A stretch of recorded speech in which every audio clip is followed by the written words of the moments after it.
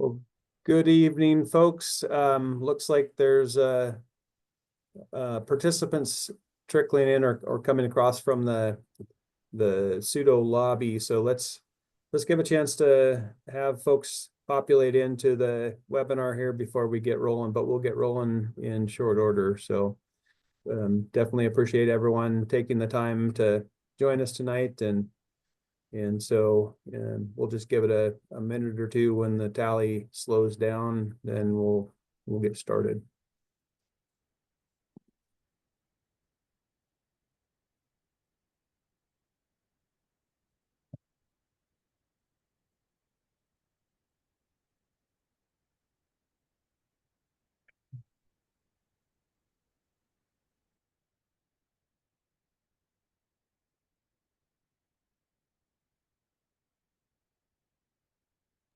Leah, it looks like probably everyone has ticked over from the virtual lobby waiting room. It's 6:02. Let's go ahead and get started in respect of everyone's time. So welcome. Again, we're here tonight for our third town hall to discuss the development of Fish and Wildlife Commission policy on resident native trout harvest management. Some of you have been with us for the previous two town halls. Just maybe a brief recap. The first round was about a year ago. We presented some basic information, what our timeline was, and the feedback we were seeking to get from the public.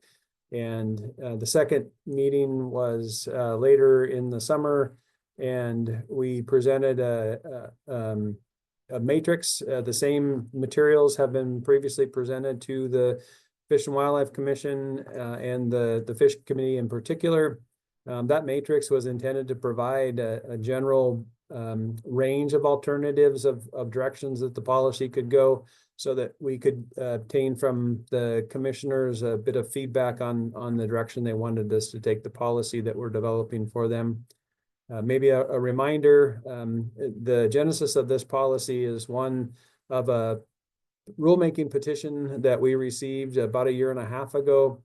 And the request of the petitioners was to undertake a rulemaking that would change our current rule structure to include a much smaller subset of rules applied more generally across the state.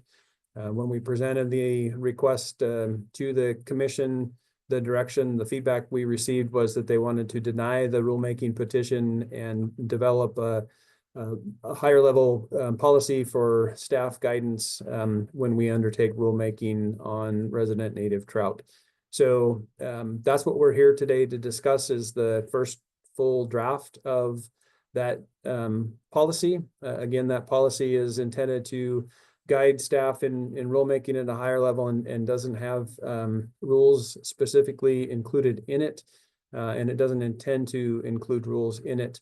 So we have received some feedback thus far about specific rules that people would like to see.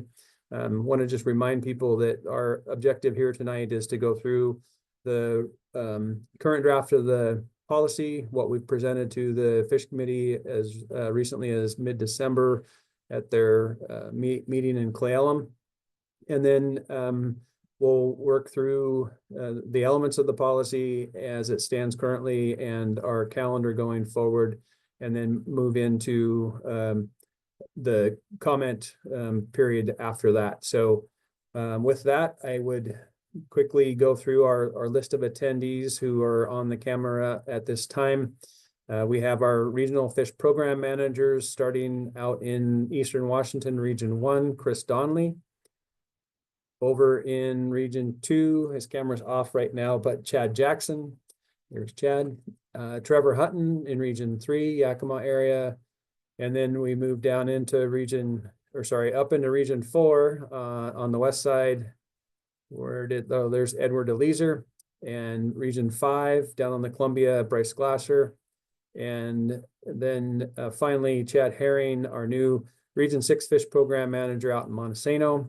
And we have as our leader or moderator, Leah Snyder, She's the one who is running our Zoom meeting for us today. I am Kurt Hughes. I'm the Fish Management Division Manager, and we will look to Steve Caramile, our Inland Fish Program Manager, to lead us out on the policy.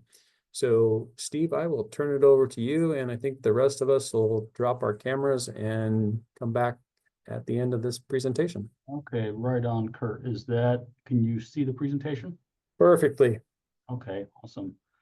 Okay, so good evening, everyone. My name is Steve Caramile. I'm the Inland Fish Program Manager. And quick second here. So welcome to our third town hall meeting for the Resident Native Trout Harvest Management Policy. Tonight, I'm going to present a brief background on trout harvest management here in Washington, followed by a draft of the policy for your review. The presentation is going to cover these 5 sections in the draft, each at a pretty high level, and then followed by what's our next steps, and then an opportunity for questions. I've got about 15 slides or so. Presentation will probably take 10 or 15 minutes, so not too long. So let's do me a favor and hold some questions until the end.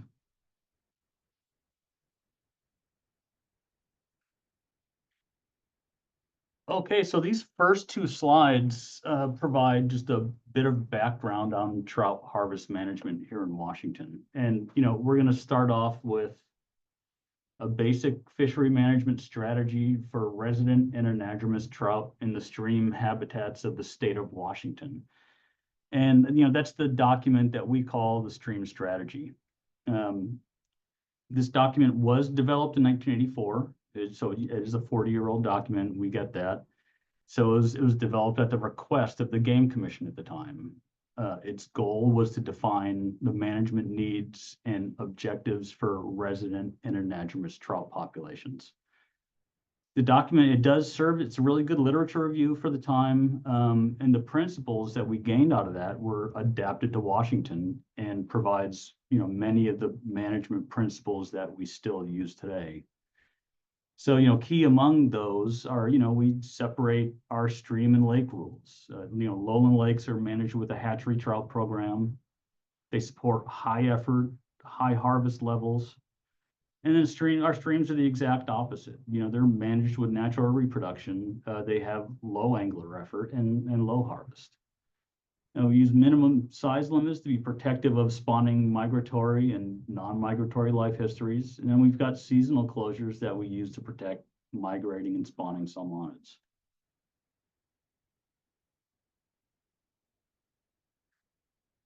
The stream strategy also said that in streams, management must meet the needs of the 4 distinct types of trout populations. And, those, migratory and non-migratory resident trout, steelhead, and anadromous cutthroat. And the commissions adopted special rules to manage all aspects of these populations. This has been done through adaptive management with additional rules intended as protective measures for our trout populations. And you think about some of those. I mean, we closed harvest of sea run cutthroat and saltwater where they're easily exploitable. We've standardized to a 14-inch minimum size in our migratory populations to be more protective of adults. We've closed many of our coastal rivers to harvest of wild fish. And, we even have marked selective fisheries for rainbow trout in Lake Roosevelt to protect native fish in that system.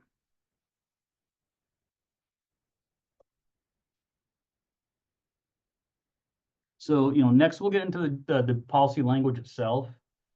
And so, everything that you guys are going to see on the screen, from here on it's going to be the entire policy, all the policy language. And I'm just going to kind of hit it at a high level, but you have a chance to read it all if you haven't already.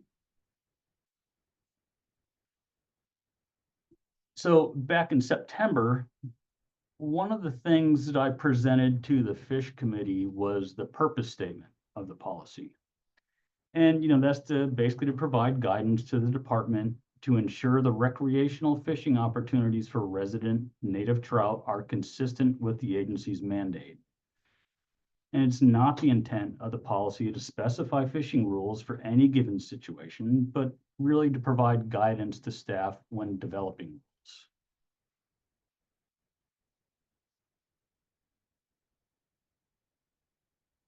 And then these last three sentences of the purpose statement, they punctuate that this policy addresses recreational fishing opportunities for resident native trout. If you're looking for guidance on native char, non-native trout species, there's some other documents that you can look to find that guidance. That's not going to be here within this policy.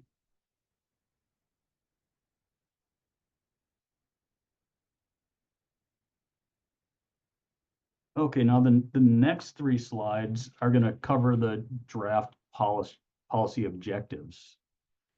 And we view these as the framework or the backbone of the policy. And this first paragraph is acknowledging the diversity of life history strategies that are expressed by trout and their relative contributions to one strategy or another.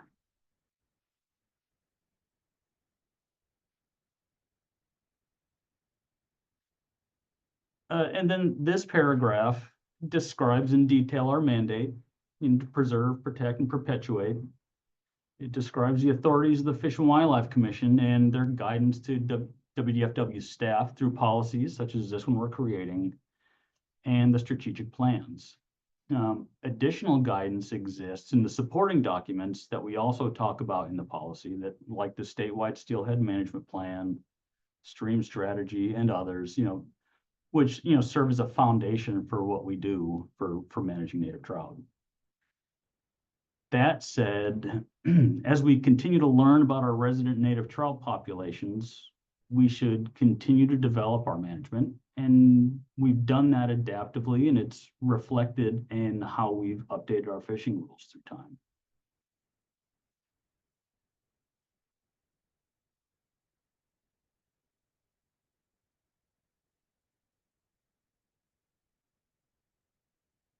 Okay, so this third and final slide on policy objectives expresses and affirms the basic principles of management and our duty at a high level. And these are to, maintain consistency with laws, rules, policies, and plans, use science-based conservation principles for management, develop and implement appropriate fishing rules, achieve conservation objectives for resident native trout, and where appropriate, provide for diverse and sustainable recreational fishing opportunities, and then to use best available science when developing fishing rules.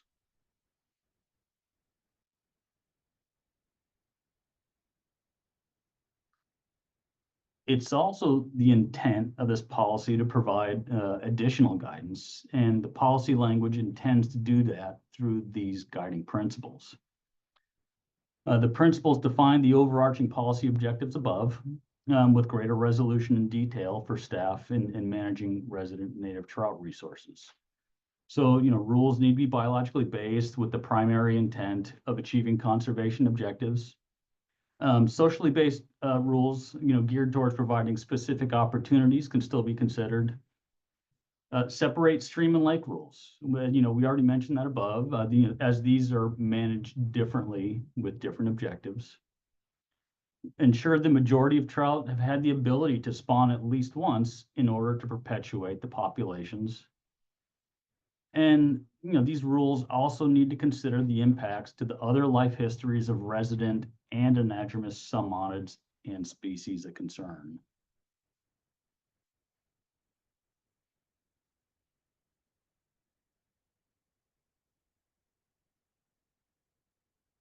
We have a paragraph here on adaptive management.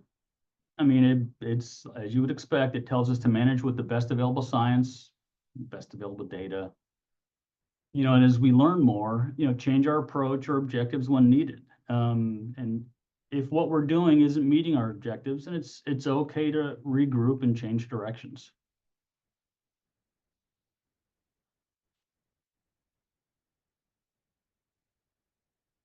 And then the last piece here is delegating rulemaking authority to the director. This isn't replacing APA requirements or any public process. It's just allowing the director to implement rulemaking that's consistent with the direction that's provided by the policy.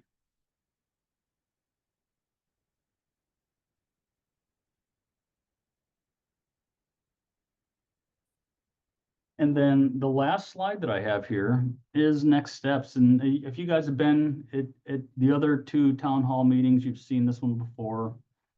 So we're halfway through our schedule. Right there, the arrow at step number 10. Our next steps, after tonight are to incorporate any comments or input that are appropriate. And then we'll reach out for tribal input in February before going out for SEPA in March. So keep in mind that the other opportunities for public comment are going to be during the SEPA process in March. And then again at the commission briefing in August.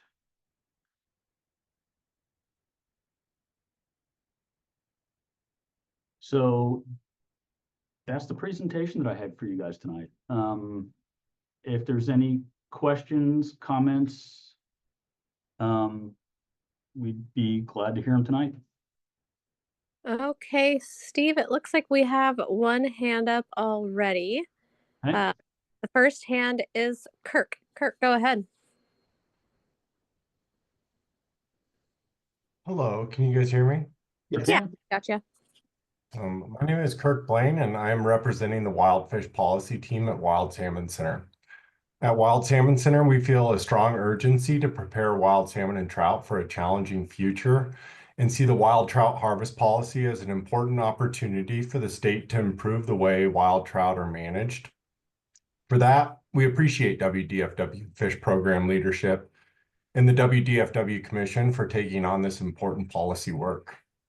For a strong policy that protects wild trout and for the long term, we believe it's important for fisheries managers to be upfront and honest about the uncertainty surrounding wild fish that rely on clean, cold, fresh water, especially given the lack of trout-specific monitoring and stock assessment work taking place in Washington State. Addressing this lack of information is an area the current draft of the policy and what was shared here tonight is lacking. Also, we are requesting that the state remove regulatory language that focuses harvest on the largest individuals in the trout population and the third guiding principle, and replace it with language that limits wild trout fishing to catch and release or full closures in anadromous waters statewide. This represents a clear policy direction that is both digestible by the public, forcible, and requires no additional resources from WDFW.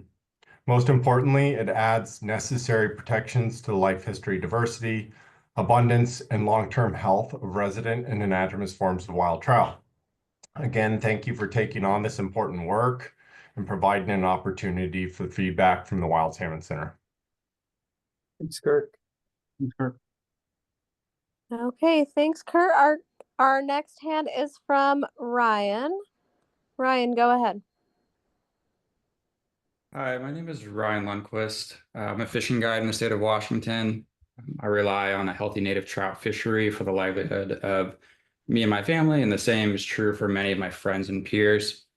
In my view, at best, native trout harvest lets people keep a couple of native trout. At worst, it could lead to long-term ecological damage, loss of recreational opportunities, and economic loss for those of us who rely on the fishery.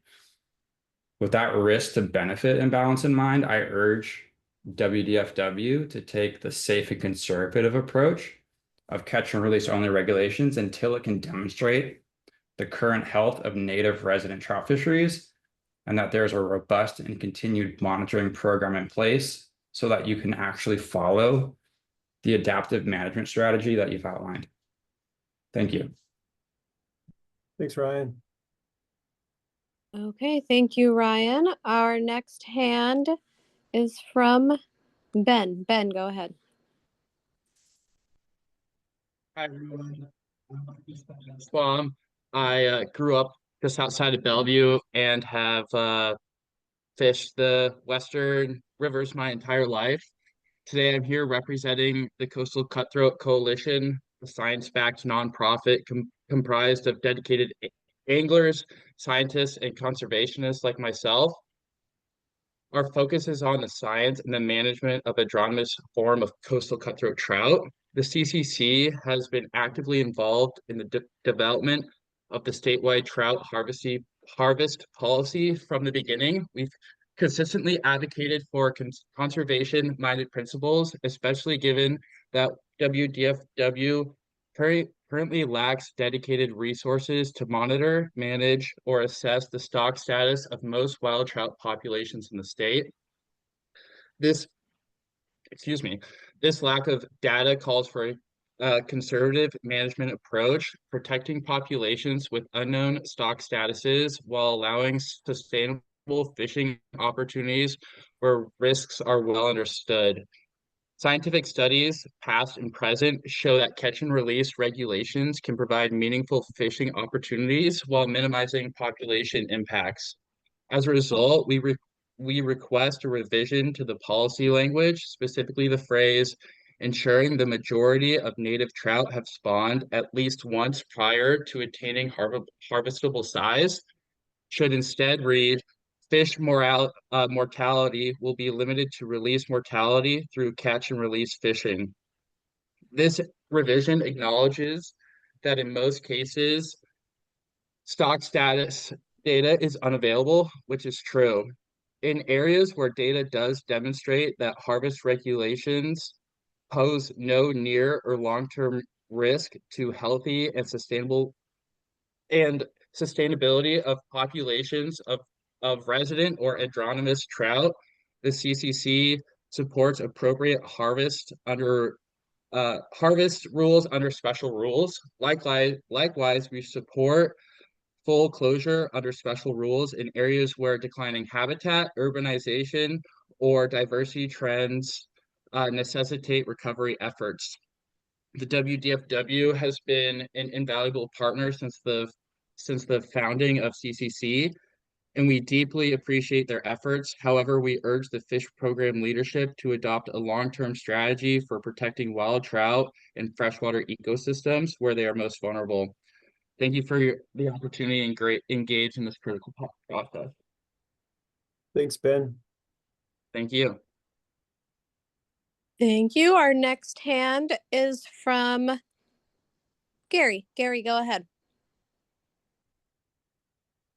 Hi, thank you for the presentation tonight. Really appreciate you guys taking time to go over the policy. I had a few points. The first thing is, while the last version of the policy shared was perhaps too prescriptive, this one just feels a bit too high level to me, where some of the real key components that need definition are just really lacking.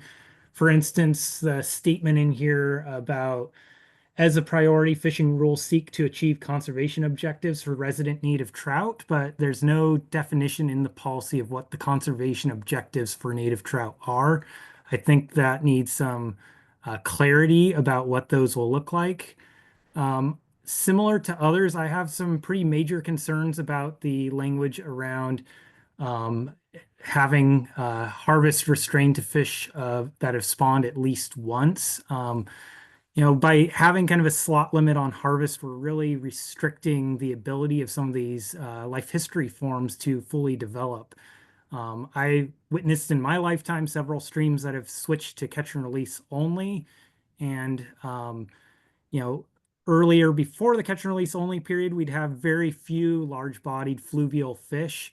After catch and release, we did have fluvial fish resume their presence, but they're in really low numbers. While I was working with the agency, we did some population estimates, and it was something around the order of 20 fish per mile to maybe 40 fish per mile of those large-bodied individuals, and they could very easily be eliminated through harvest fisheries. So, that language seems a bit prescriptive, and I think could really use some revisions to ensure we're protecting those larger forms, especially as they can provide really important contribution to the anadromous form for both steelhead and cutthroat. I think that's all my comments at the moment, but I really think there just needs to be a little bit more meat on the bones, especially around what the conservation context is for the objectives around native trout. We're really lacking data currently in most systems, and I think it's important to build that out. Thank you. Thank you, Thanks, Gary. Gary. Our next hand is from Ben. Ben, go ahead. Hey there. Thank you. My name is Ben Bressler, and I am a native Washingtonian. Was born in Bellevue, grew up in Issaquah in the 90s, live in West Seattle now, and I've spent my entire life appreciating our public lands. The state has a strong history of taking pretty dramatic action, just like the last speaker pointed out, to ensure our aquatic populations don't diminish any further, going so far as to close rivers, to switch rivers to catch and release only. And I appreciate that. The management program to date, has been driven by, if I were to summarize what I think some of your guiding principles are, an emphasis on direct management using scientific data-backed approaches to prevent overfishing and to be resistant to increased angler effort. And with that in mind, I don't understand why a recommendation to allow for increased fish retention makes any sense.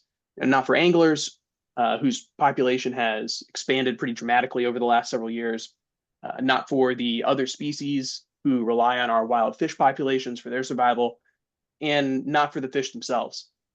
From our coastals to our west slopes and everything in between, our native fish populations deserve a strong future. Now, I want my children and my friends' children to grow up exploring the same public lands that I did and experience the same moments encountering these jewels in our waterways. And with that in mind, I want our future generations to have that, as you say, diverse and sustainable recreational fishing opportunity. And I think this is especially true for fish populations whose population health at this point is relatively or almost completely unknown. Allowing for any retention in those scenarios seems reckless and irresponsible in my mind.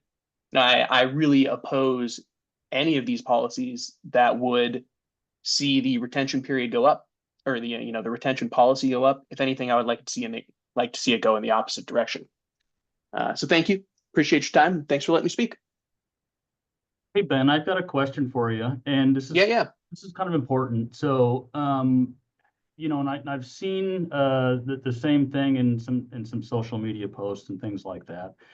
And so I get it that you don't want to see retention go up. And can you do me a favor and point out where it says we're planning on doing that in the policy?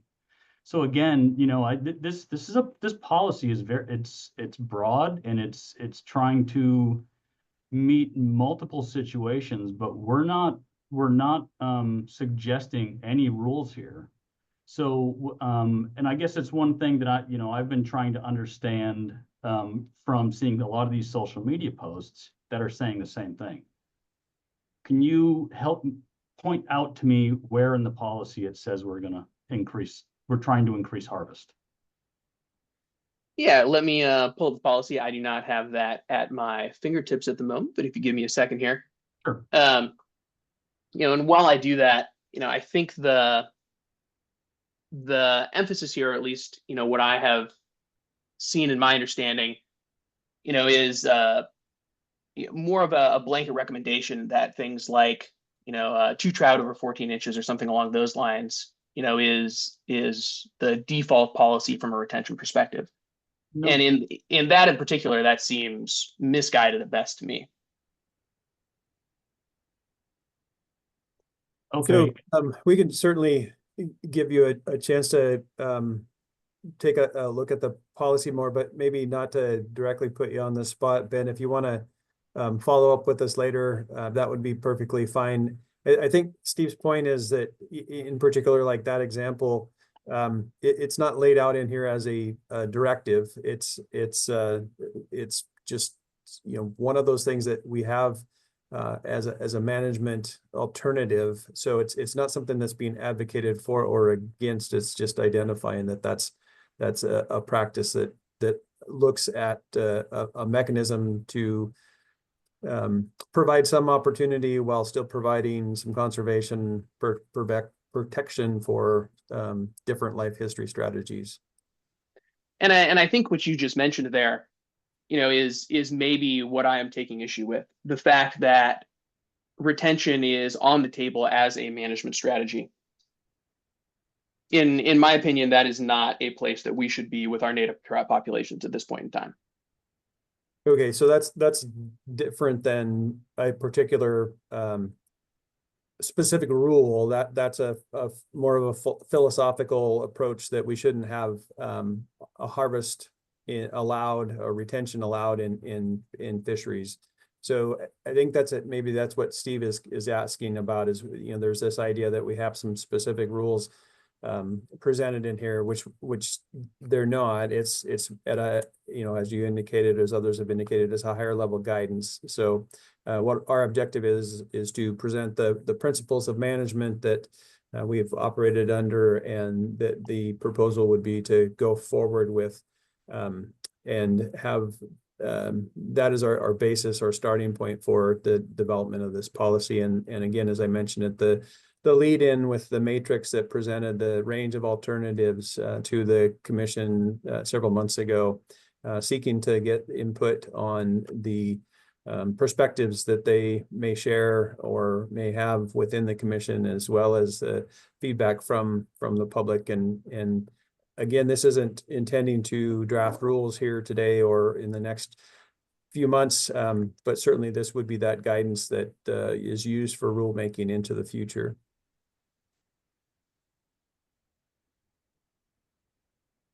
So I hope that helps to clarify for folks that, we've heard the feedback about the 2/14 as a specific rule, but want to just ensure that people understand that's not something that we're proposing as a rule as part of the policy, and the policy isn't intended to be a rulemaking process, and it only would guide staff into the future for rulemaking. So I hope that's. I think, yeah, and appreciate that. I think something that many of us fear is that, as we look at these policies, and how they've guided us to this point, and how they are, the current policies would guide us into the future, there is maybe not as much of a catch and release or closure emphasis than many of us would like to see.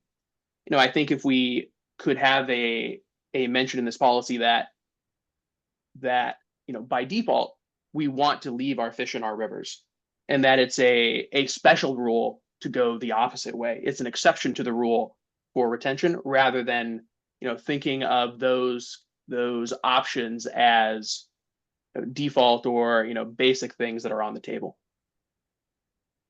So yeah, so I get what you're saying, and I don't think any of us want to sit here and argue about different management philosophies or different conservation philosophies or whatnot. I just want to make sure that the language that we have here would support the rule that you're looking for, or the rule that somebody else is looking for.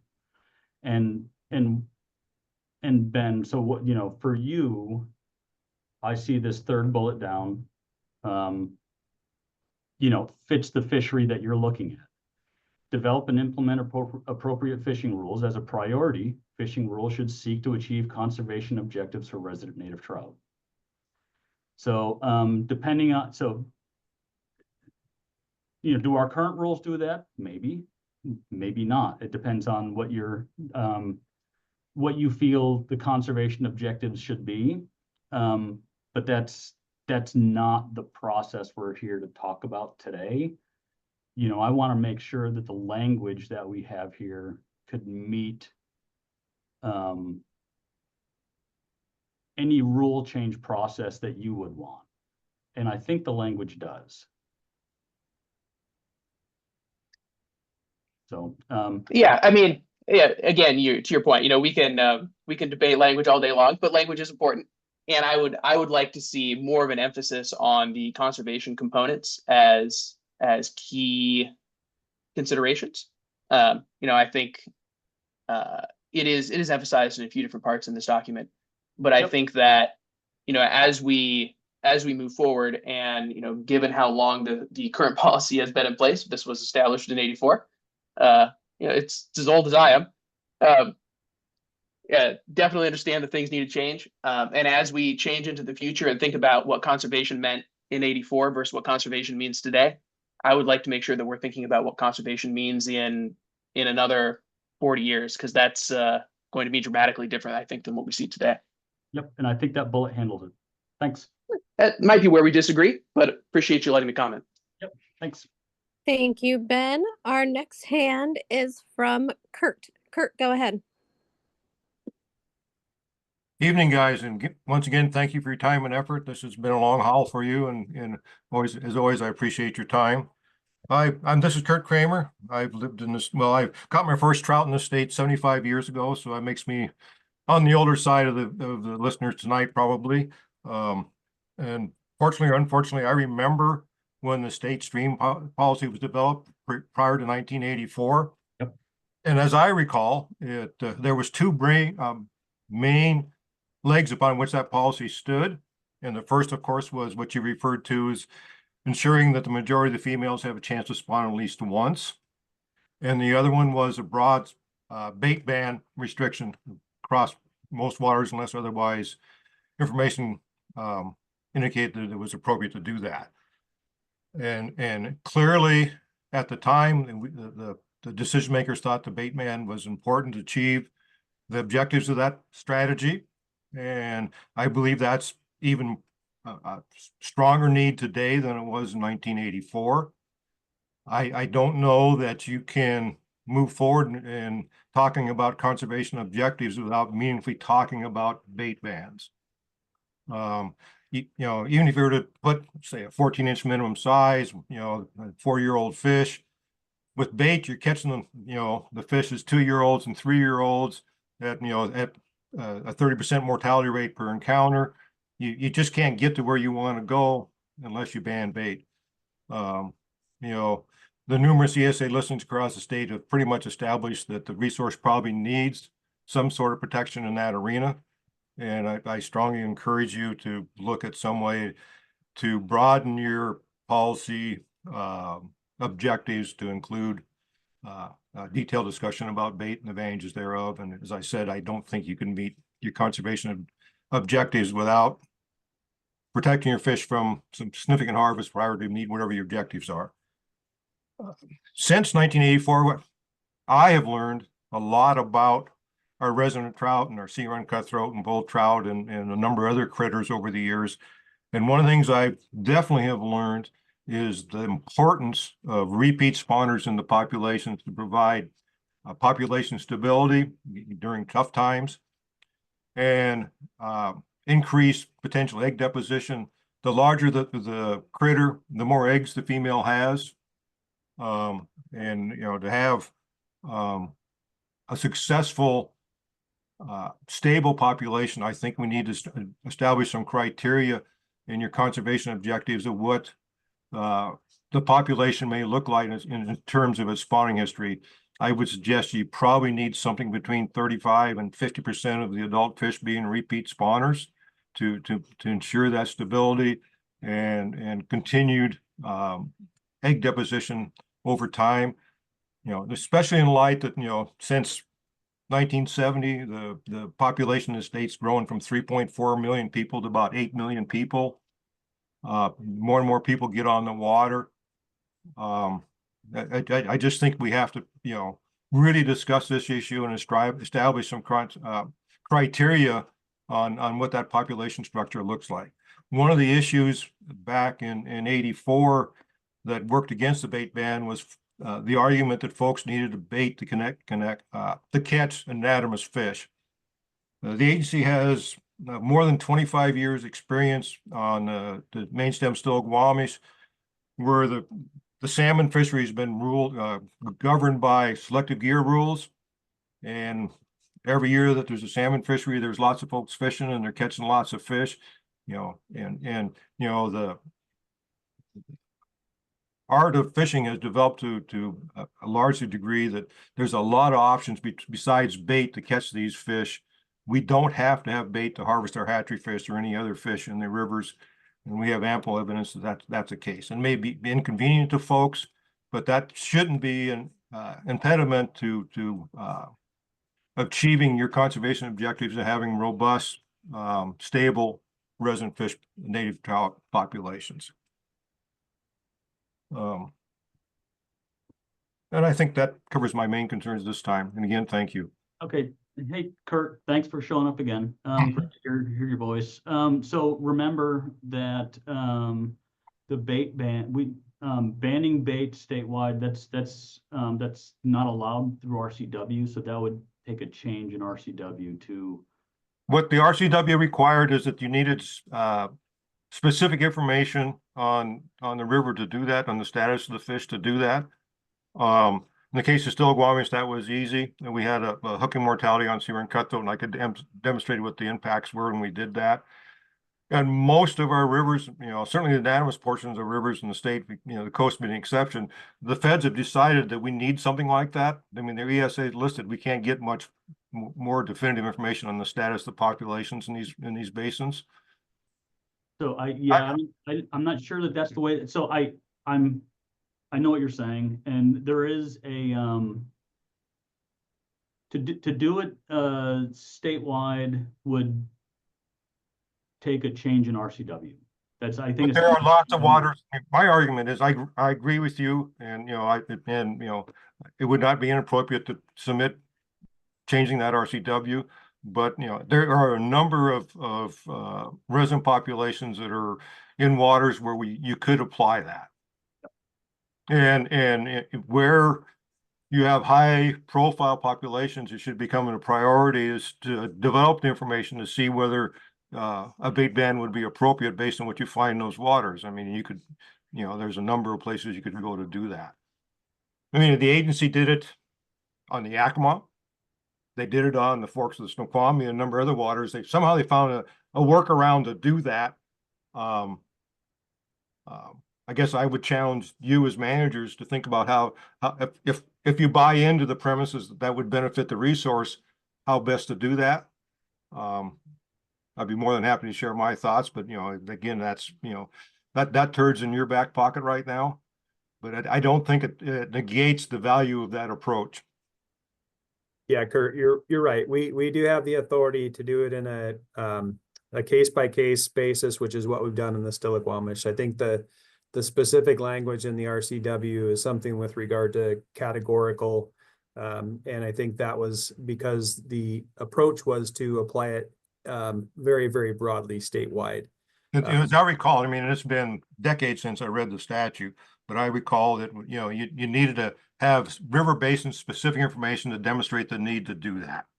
And the fact that the Skykomish River has ESA listed Chinook and steelhead in it should be adequate for at least all the anadromous waters within that basin.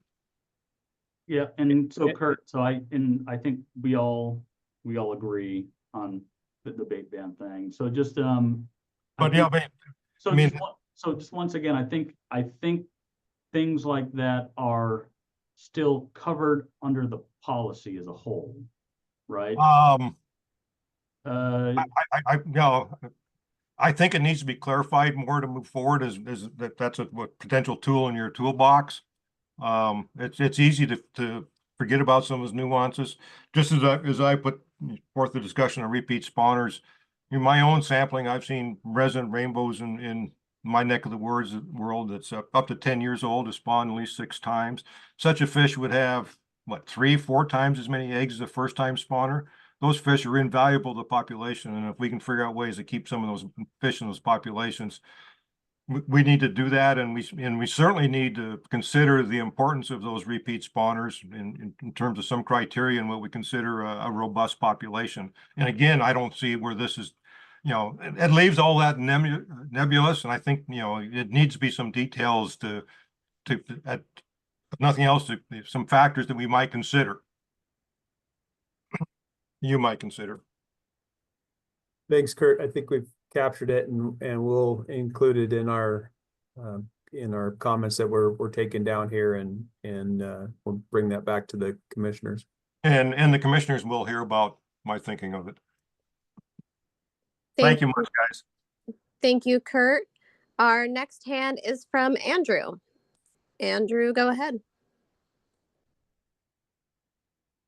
Can you hear me now? Yep. Yes. Hi, yeah, this is Andrew Kennefick. I'm the chair of the Washington State Council of Trout Unlimited's advocacy committee, but I'm really kind of just giving you my own personal reaction to the policy. I did attend the prior town hall on this, and I guess I'll be a little bit more blunt than Gary Marston, who commented earlier. I guess I am sort of disappointed with this. The last version in the town hall looks quite different from this version. In fact, this version is, in my opinion, so general as to be somewhat, well, I must say, not very useful. You could probably fit just about any regulation into it and say that you have met the goals of the policy. I practiced environmental law here in Washington State for over 30 years. I looked at a lot of policies, a lot of guidance, a lot of regulations, and the whole, my feeling is the purpose for policies and guidance is to give people on the ground, those who are drafting regulations, those who are implementing regulations, those who can read regulations but don't quite know exactly what they mean, give them help in terms of putting more detail down. And this really doesn't do that. First of all, the policy is currently really different from the last go around. And I think Gary pointed out at least one challenge is you've got this term conservation objectives where it's nowhere defined in there. But if you go through all the other things, the guiding principles, they've got to be biologically based. Well, no one's going to argue with that. Impacts to resident native trout. Well, of course you're going to consider those. Consider impacts to migratory life history. I mean, you pretty much can go through and check all the boxes, but it doesn't really give you a good idea as to where you ought to go with a regulation. I like to see something concrete, and I think for anybody to really meaningfully comment upon where these are going, I would really like to see a much more concrete policy where we can talk about things like bait rules and life histories and number of spawners and sizes and things like that. But I guess I'm disappointed because it's been half a year since the last version, and it doesn't feel like we've taken a step forward. It feels like we've probably taken a step back. So I hope we can see something with more detail, more meat on the bone down the road. Thanks. Thanks, Andrew. Sorry, I didn't unmute myself. Okay, our next hand is from Guy. Guy, go ahead. Good evening, everybody. Hey, thanks, everybody. Guy Fleischer with the Wild Steelhead Coalition. There's been a lot of good comments this evening. I'm really impressed with the level of information people are providing and looking over the current draft. And I think I've said this before, but I think the omission in the draft is acknowledgement of uncertainty, and there needs to be a recognition that we don't know the status and trends of a lot of these animals. And so somehow the policy needs to recognize that. And under the guiding principles, given, as other people have mentioned, the lack of, monitoring or stock assessment information, that there should be a principle that talks about that. But, writing policy, our previous speaker obviously knows how to do that, but, it's easy to think about regulation, but writing policy is you guys have a tough job. But an additional guiding principle should say something about, applying or considering the precautionary approach in the case of unknown conservation concerns. I think that would really strengthen the policy, and I would think it'd give your managers and people writing regulation rules that option. It's sort of an elephant in a room that isn't being talked about. Anyway, I think I've made that point before, and I look forward to see how you guys grapple with that in future drafts. Thank you very much. Thanks, Guy. Thanks, Guy. Okay, our next hand is from Colin. Colin, go ahead.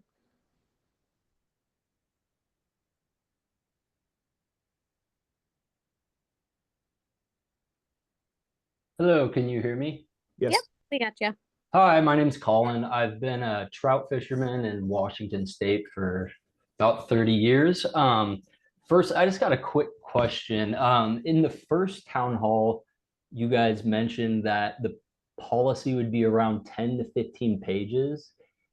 Have you guys addressed since then why that didn't happen and it didn't include like all of the conservation categories that first town hall meeting included? Colin, so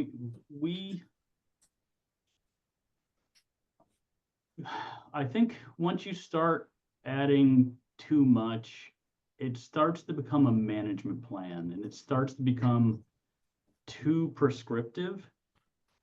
And there ended up being a lot of things that we didn't really need to include. I think a lot of what we had planned on putting in there was a lot of the background and, a lot of the background from the stream strategy. And truthfully, I think once we sat down and thought about it, that background didn't really need to be in here. And, and I guess, once again, looking through and thinking about, things as we, as a group, as we started to put some drafts together, it was starting to, we didn't want things to be too prescriptive and too much of a management plan. We want the management plans to come after. And it's, and like some of the things that people are talking about here, conservation principle that needs to be defined. Well, I mean, it's hard.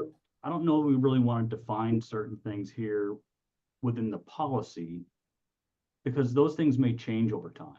Like what we see as conservation may, that may definitely change over time. Yeah. So I think we stripped it down just to provide really the main thing, which is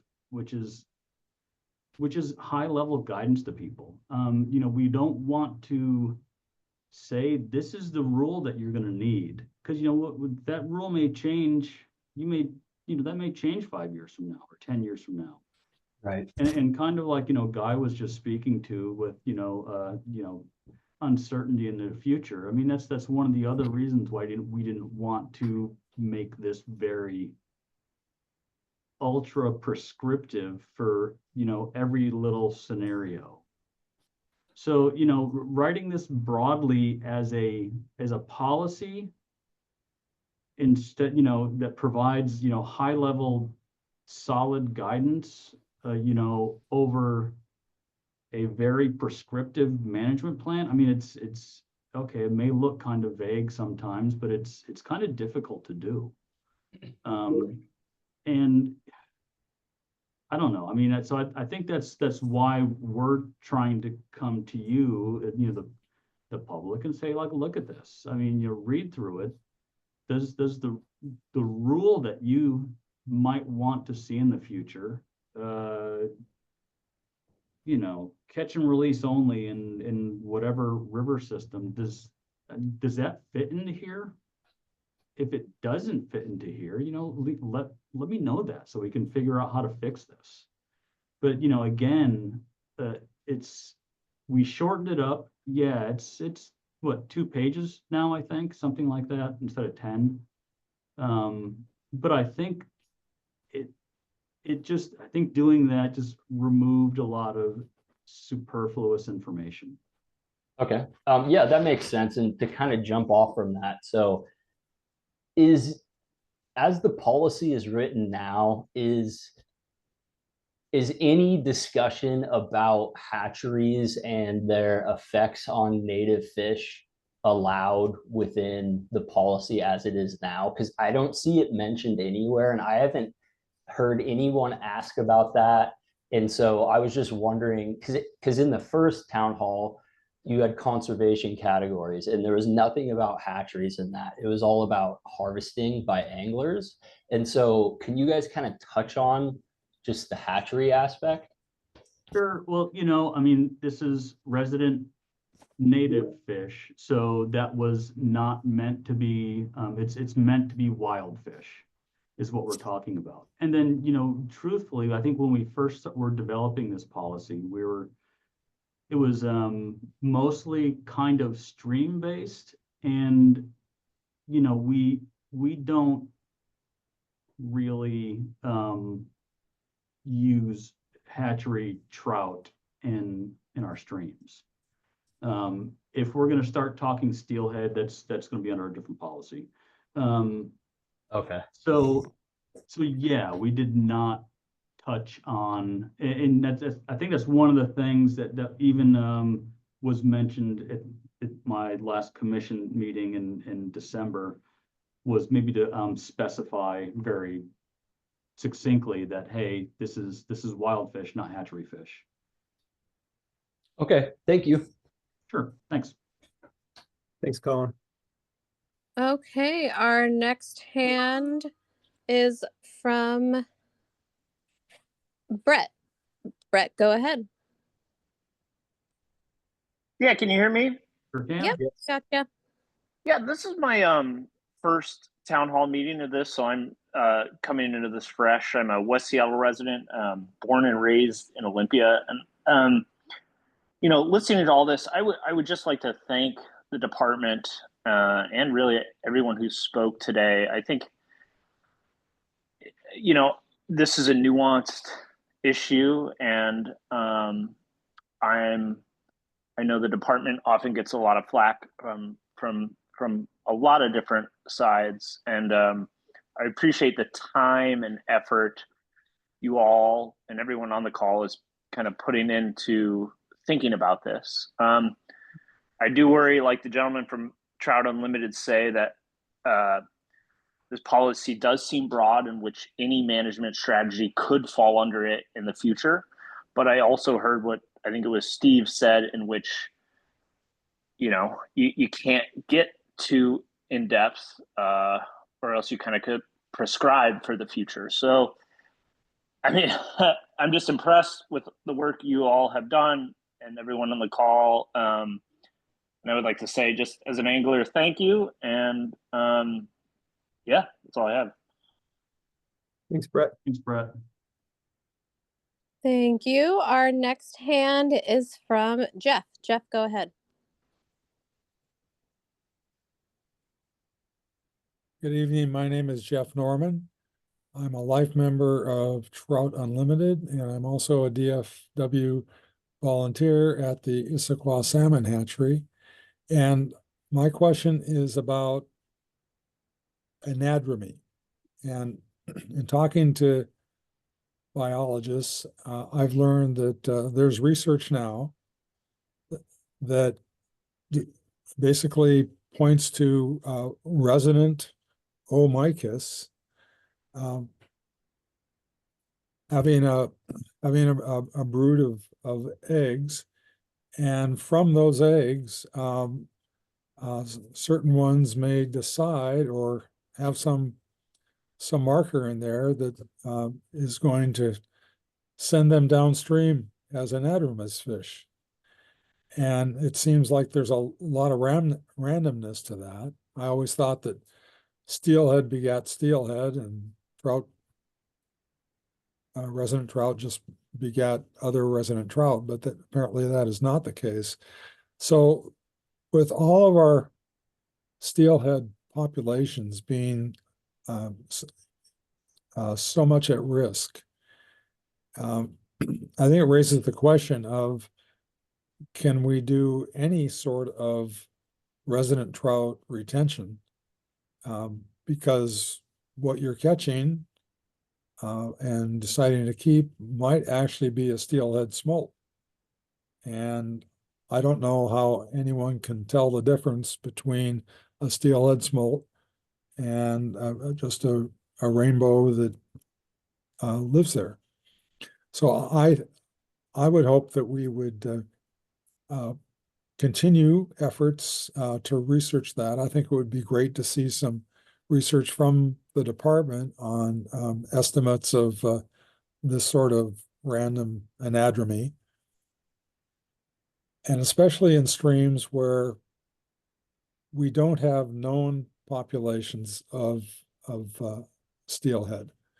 And I'm assuming that in those streams that have known populations, then your regulations are going to be very precise in that regard. But other streams that aren't known, aren't marked for steelhead, could in fact have them, or at least it's smolts. So I think that leads to a policy that would broaden catch and release. I think catch and release is the only way to protect those populations that may in fact be steelhead. Thank you. Thanks, Jeff. Hey, Thanks, Steve, Jeff. I'll be right back before our lights go off. I'm gonna go flip the switches. Hey, mine's the yellow switch over here. Thank you. Thanks. Thank you, Jeff. Our next and last hand is Brian. Brian, go ahead. Good evening. Are you able to hear me? Sure can, Brian. Thanks. Hey, so I'm gonna talk only about language in the policy. Perfect. With your third bullet on, or second bullet on page 10 talks about maintaining a science-based conservation principle. And then it goes down to the third bullet and the sub bullet that says, as a priority, fishing rules should seek to achieve conservation objectives, etc. And then on page 11, it gives the guiding principles on achieving that. If you don't have the studies that give you the data that allows you to use science-based conservation principles, then I would suggest changing the sub-bullet as a priority. Fishing rules should, I think that should be changed to shall seek to achieve conservation objectives for resident native trout. And that would allow your guiding principles, they would be biologically based, as the first bullet there. If you were going to if you were going to have science-based conservation. The other thing that I might suggest is that you put some sort of a clarifying statement in that if you don't have science-based data, if you don't have the data, then what are you going to do for a science-based conservation principle? Okay. Okay. Thanks, Brian. Thanks, Brian, for that comment. Okay, thanks, Brian. And looks like we have one last hand from Kurt. Kurt, go ahead. Yeah, sorry to come back, but while we're talking, I looked at the fishing pamphlet. Yeah. And on Puget Sound coastal rivers / streams, the term selective fishing gear shows up over 125 times. So, I mean, there's a pretty broad places that we're using that. Somehow people found out a way to do it, but more importantly, it actually might be a way to simplify our regulations if we went down that road a little more. Just an observation. Again, thanks. Thanks. Thanks, Kurt. And we got a couple more hands. Our next hand is from Jonathan. Jonathan, go ahead. All right. Hey guys, Jonathan Stump here with Trout Unlimited. Hey, Jonathan. Thanks for the time today in the presentation and kind of keeping us informed of where this policy is headed. I think I'm going to echo a lot of what you've heard today with regards to this current version of the policy just kind of being a little too vague. And I understand that's a policy, but I mean, I think this has to be something that's moving us in the direction of an actual management plan. As you heard from Andrew and Gary, there's just a lot of wiggle room for managers to kind of make decisions based on what's laid out here. And I think what the intent was, and maybe I'm wrong here, but possibly when the petitioners met with the staff to consider this process, I thought that maybe we were heading in the direction of an actual management plan. And maybe that's something that'll come out down the road, but I think just as it is right now, there's not enough in here to say, okay, this is actually going to be helpful and effective moving forward. And that being said, I think it should get to the point and be able to define the conservation objectives if you're going to use that in the language as policy, right? Again, this points back to the issue of not having kind of enough teeth in this document. And then with regards to the science piece, I've heard a lot about biological science in this, and I agree that that's a driving piece of everything that the agency does and should do. But one piece I haven't heard in this, and it's something that I know the agency considers, currently in a lot of management decisions, is kind of the social aspect of this and the social sciences. And I mean, to me, that's apparent because in the town halls that I've participated in and listened in and in the commission meetings, I've heard a lot of people coming out in support of stronger regulations or going to all catch and release. And I haven't heard a lot from other people coming in and calling for more liberalized fishery regulations and harvest policies and harvest opportunities. And while there might be the ability to kind of look at the biological science strictly and say, yeah, from a conservation perspective, it could handle more pressure or handle a higher harvest rate, there's the social science element that needs to be considered. And I think finally, the other piece too, just from a strictly steelhead perspective and talking about resident rainbow trout, I do think that this policy should be consistent with steelhead regulations and protections, whether that's with regards to resident and anadromous interactions or even with kelts and summer runs. I know this past year, the agency has put a strong importance on protecting kelts out on the coast in the coastal fisheries, especially in April. And I feel that this policy is not necessarily aligned with that. So that's it. Thanks for what you guys are doing here, and appreciate the opportunity to comment. Thanks, Jonathan. Appreciate it. Maybe just real quick, we do have some chats that have come in through that that avenue, and for those of you who have put stuff in the chat, I'm pretty sure those aren't going out broadly, only coming to us as the panel members. So we are capturing those comments as well. Just a reminder. I think we may have neglected to mention that at the onset.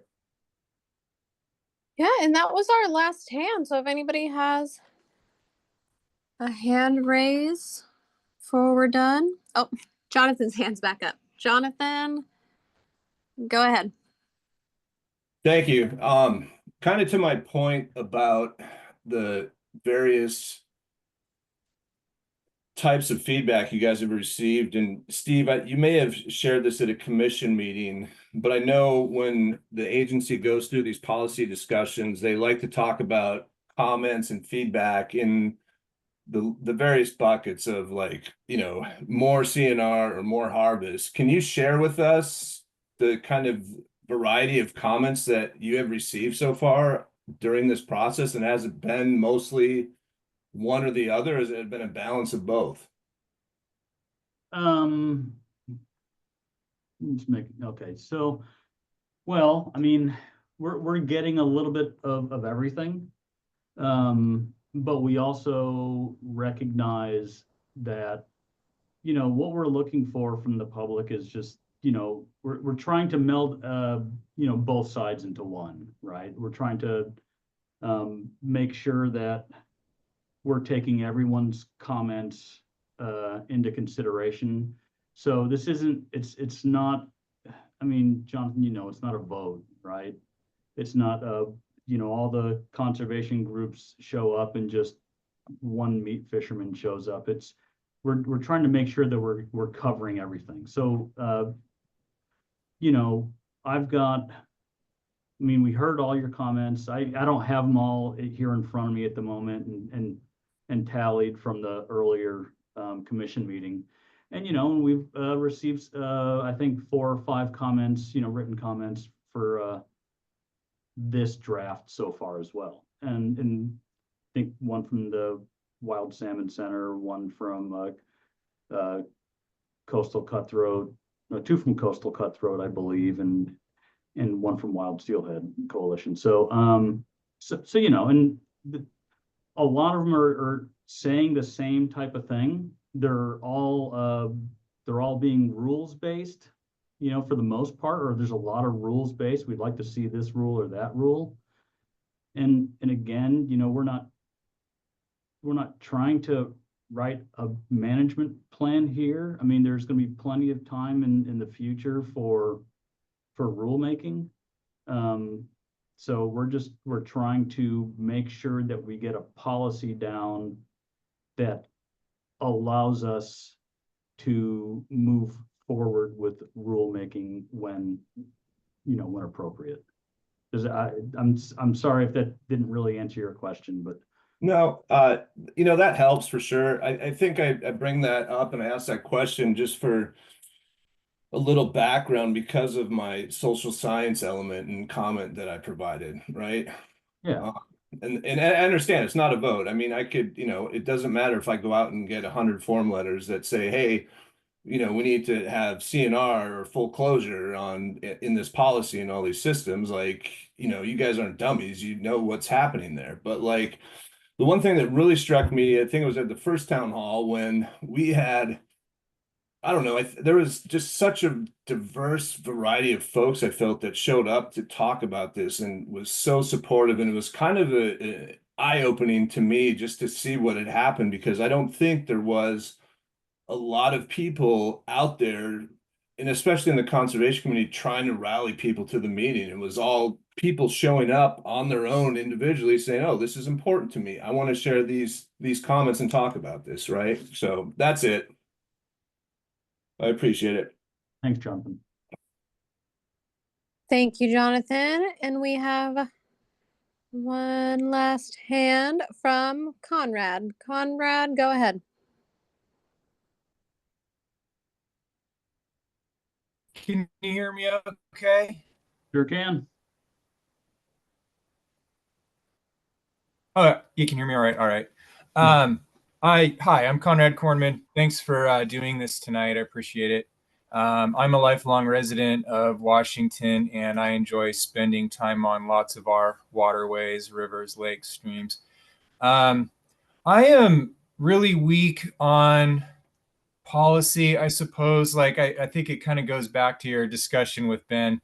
And I kind of have the same disconnect, I think, on what the difference is between policy and rulemaking and all of that. But I guess I just wanted to chime in and say that from my perspective as a person out there on the water, it's been my experience that catch and release streams have better fish. And what I would hope is that the Washington Department of Fish and Wildlife has, I guess, is their ultimate goal is the fish themselves in healthy fish runs. And I think that in order to move in that direction, a catch and release policy is always the best policy for the fish and is going to result in and more robust fish runs in the river. So that's what I would urge you towards. And I think it's a win-win too, because I mean, there's the fish, but I know that a lot of people also have an economic interest in this. But I believe, and from what I can see in my experience so far, is it's a win-win. It's like if you have healthy fish runs, it's better for everybody. It's better for guides. It's better for tourism. It's better for the towns where these waterways are located. So that's my hope, is that that when we're guiding these decisions, I would really like to see our first and foremost goal be the restoration of healthy wild fish runs, because I think ultimately that's what we all want. And I think that, at least for the time being, a catch and release policy is the best way to move towards that, especially given all the challenges we currently have, climate related and all that. So that's what I have. Thanks, Conrad. Thank you, Conrad. And once again, that was our last hand. So just a reminder, the raise hand button at the bottom of your screen might be a reactions tab, depending on the type of Zoom you have. I think that might be it, guys. Okay. Well, just want to thank everyone for taking an hour and a quarter or hour and a half out of your evening. So, we've got this, we'll put this recording up online. So I know there's a bunch of people that were at a Coastal Cutthroat Coalition fundraiser tonight. We'll make sure that those people are able to view this. And once again, thanks everyone for your interest and your input. So with that, Kurt, do you have anything else? No, I just would reiterate the appreciation for people taking the time to come join us for the evening and provide their input. We really do appreciate it. Thanks, everyone. Have a Good good night. evening. Happy New Year.